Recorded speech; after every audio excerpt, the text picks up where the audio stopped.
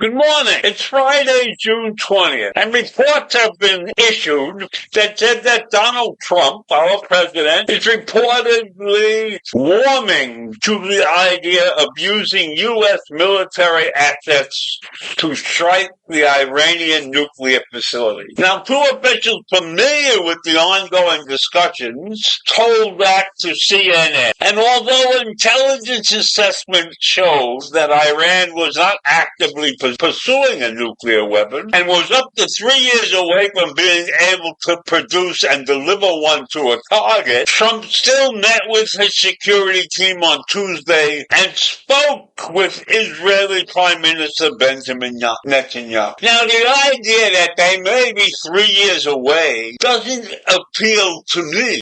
I wouldn't give them the 3 years of time to get ready, because if you're going to give some nation 3 years of time to get ready, and they know that there's a lot of opposition to them having a nuclear weapon, they're going to take certain precautions. And so if you wait 3 years, you're giving them an awful lot of time to do what they have to do, to build the protective forces that they need in order to complete their nuclear program. So I don't believe in waiting 3 years for anything. If there's a threat, you have to deal with it immediately. No matter what everybody thinks about it, it's a threat.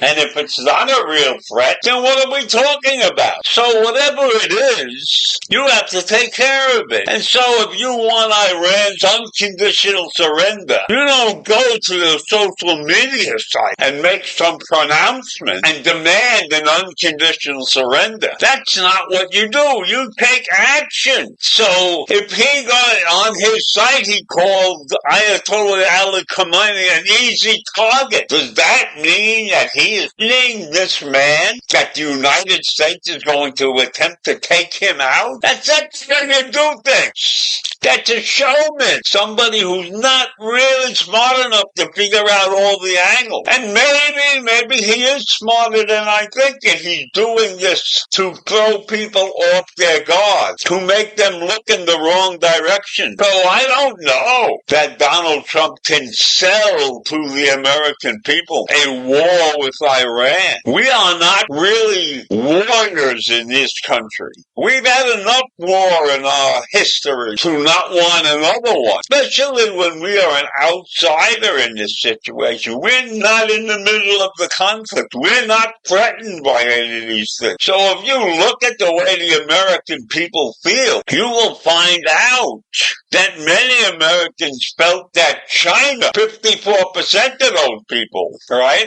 And Russia, 59% of the people, were the major threats to the United States militarily. And Iran was only a 42% threat. And only 37% of Americans said that limiting Iran's power and influence should be a top priority. In the meantime, Israel and Iran are fighting and trading airstrikes for the 6th consecutive day. So there are a lot of other things going on in the world that might require the attention of our president. But certainly, it's a critical situation. Iran is a critical enemy and has to be dealt with. So looking at taking care of some other enemies who are peaceful enemies, so to speak, is not what we should be doing. doing? Let's finish Iran. Let's get that over with.